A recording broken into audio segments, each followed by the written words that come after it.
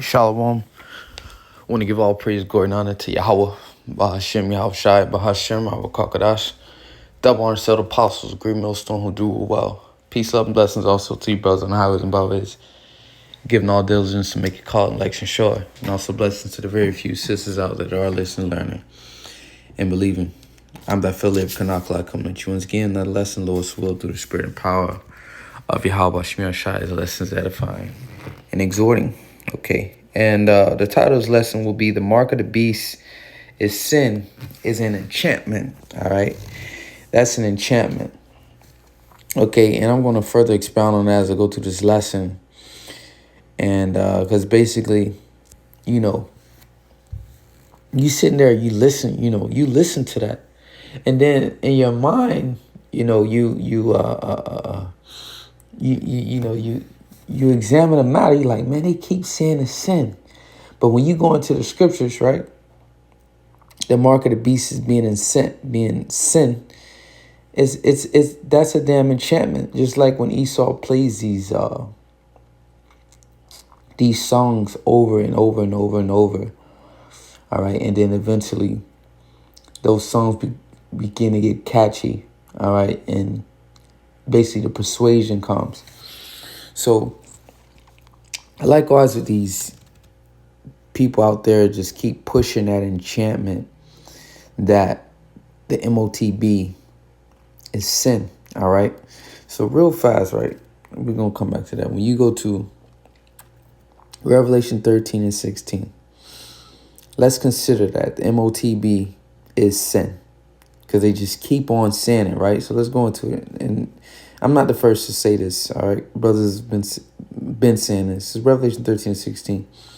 It says, and he called all, both small and great, rich and poor, free and bond, to receive a mark in their right hand or in their foreheads, and that no man might buy or sell, say that he had the mark or the name of the beast or the name of his name.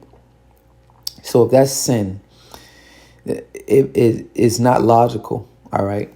And those that have the knowledge, wisdom, and understanding that the Lord is equipped and gave them that understanding, they will not get caught up with that enchantment. See, that's how you escape that enchantment, because the Lord has gave certain men, chosen men, wisdom to escape all the enchantments, all right, that's been put out here on the planet Earth. So we're going to get that back in Numbers 23 and 23.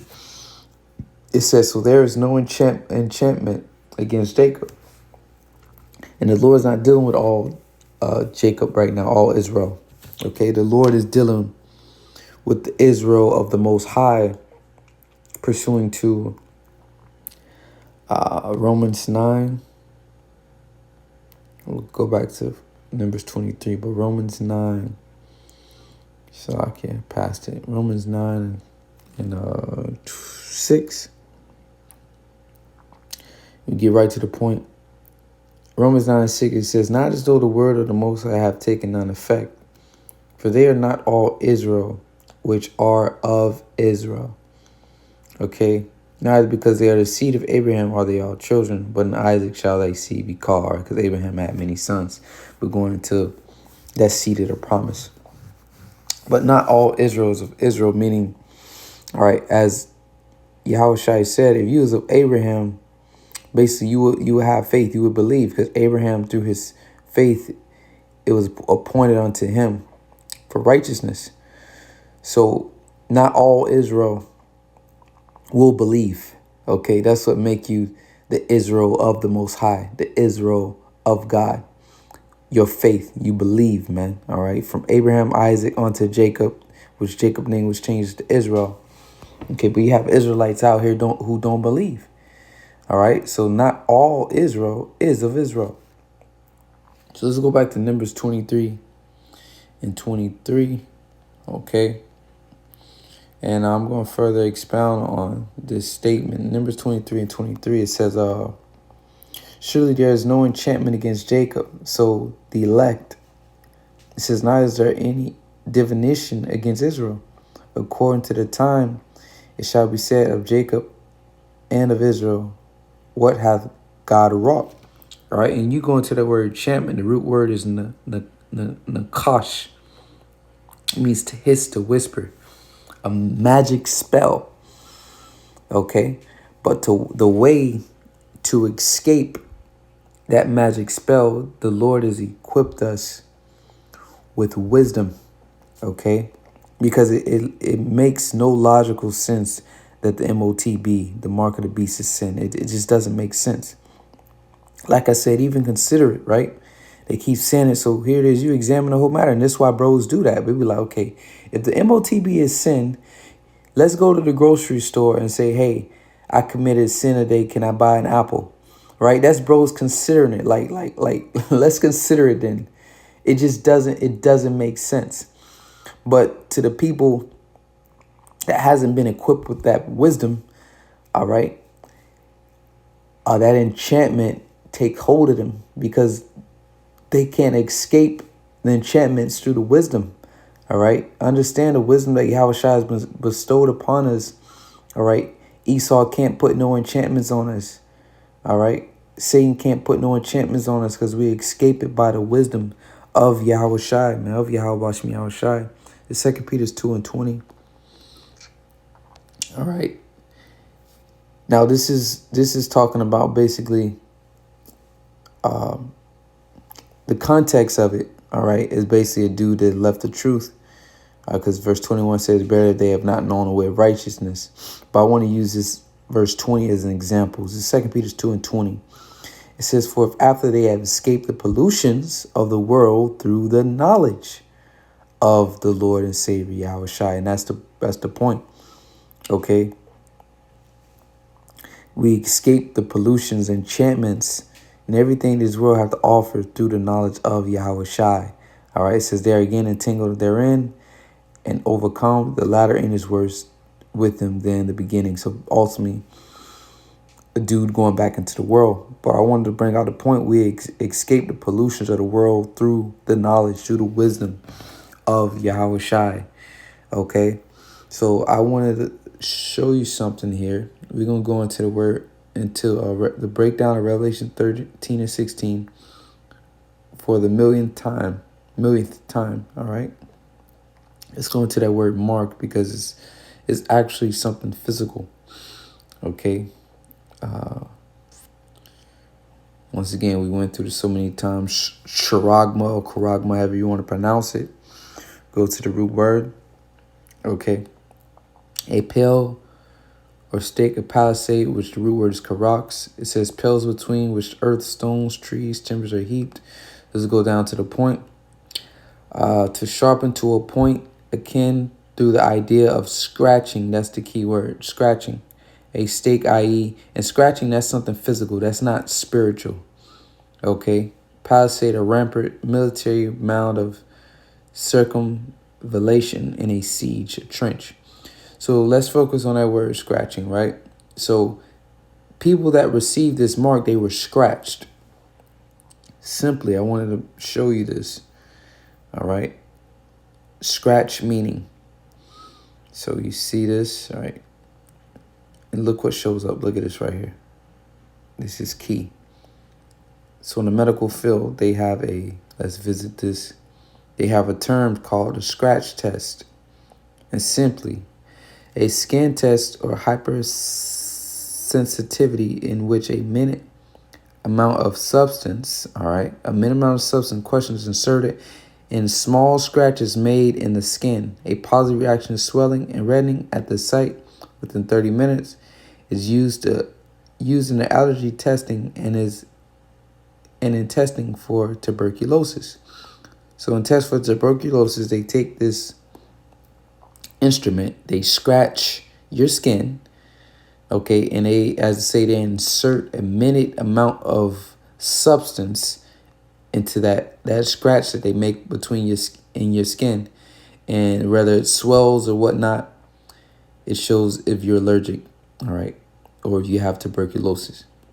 So look at this right here. Application of allergen, control, negative, doubtful, slightful, moderate, marked, 1/8 inch, scratch, reaction, 10 or 30 minutes after application, marked. Marked, man, it's a scratch. It's a physical scratch. Okay, this is that pale or that palisade, that instrument sharpened to a point. Okay? Only with this is going to be the actual RFID implant. Okay? The scratch test. The skin is being cut. And that's a medical dictionary. Okay? Medical terminology, scratch. Okay? I just wanted to show you that. That was something basically through the spirit I seen as they got some in the medical field called the scratch test. All right. So that's an enchantment. All right. Because when you thoroughly go into the scriptures, it doesn't line up. It doesn't make sense. But through the wisdom, as the Lord has equipped us with, that enchantment has no effect on the elect. All right. Like the dudes from that actual, I think it was the Wi-Fi crew that actually left. Why? Because they used wisdom. They seen, and that it makes absolutely no sense that the MOTB is sin. Okay, so they escaped that enchantment through the wisdom. All right, it says, and that no man might buy or sell, say he that hath the scratch that was marked, or the name or the beast or the name of his name. But the needle scratches your skin and inserts that technology underneath your skin, that RFID implant, which is about the size of a grain of rice. So here's wisdom. Let him that have the understanding count the number of a beast, for his number of a man, and his number is 666. So here's wisdom. Okay. So I'm gonna go ahead and get Isaiah the 11th chapter, because that's heavy right there. Okay. So them enchantments don't work with the wise versions. It just doesn't make sense, because the Lord has equipped those men with wisdom. Isaiah 11:1, it says, and there shall come forth a rod out of the stem of Jesse. We're just talking about Yahweh Shai, all right?